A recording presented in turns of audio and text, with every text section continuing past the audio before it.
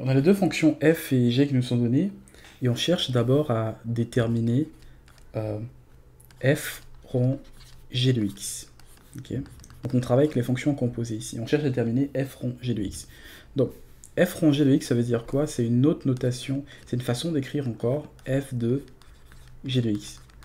C'est-à-dire que si j'ai une première fonction, le paramètre de la première fonction va être donné par la deuxième fonction.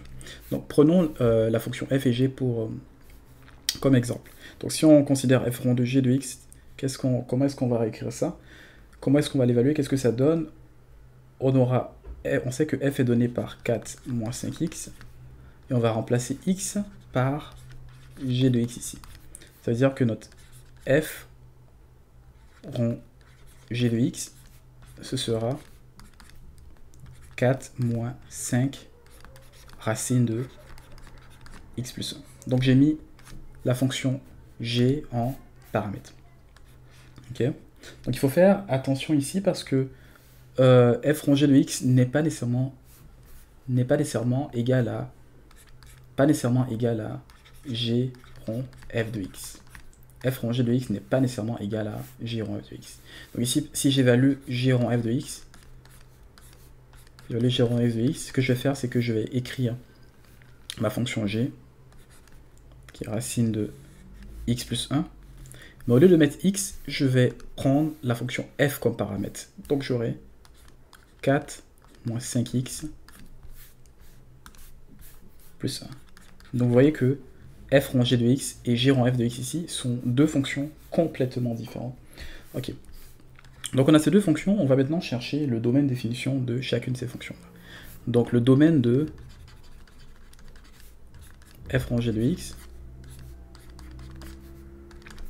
Ok. On voit que la fonction f rond g de x c'est 4 moins racine de 5, 4 moins 5 fois racine de x plus 1. Donc ici on a une contrainte, la contrainte qu'on a c'est la racine carrée.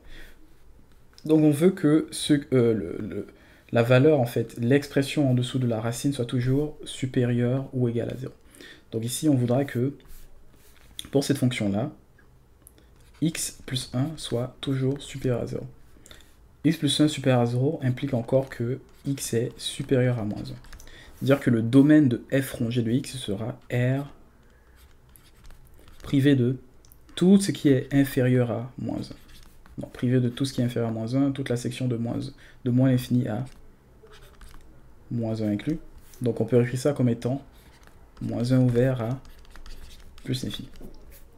Okay. Considérons maintenant le domaine de g rond f de x. G rond f de x. Pour g rond f de x, également, on voit qu'on a une racine ici. Donc c'est-à-dire que toute l'expression en dessous de la racine doit être supérieure à 0.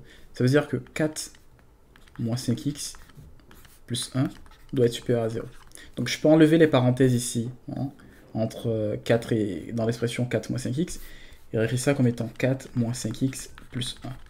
Donc 4 moins 5x plus 1, c'est tout simplement moins 5x plus 5. Donc je veux que moins 5x plus 5 soit supérieur à 0.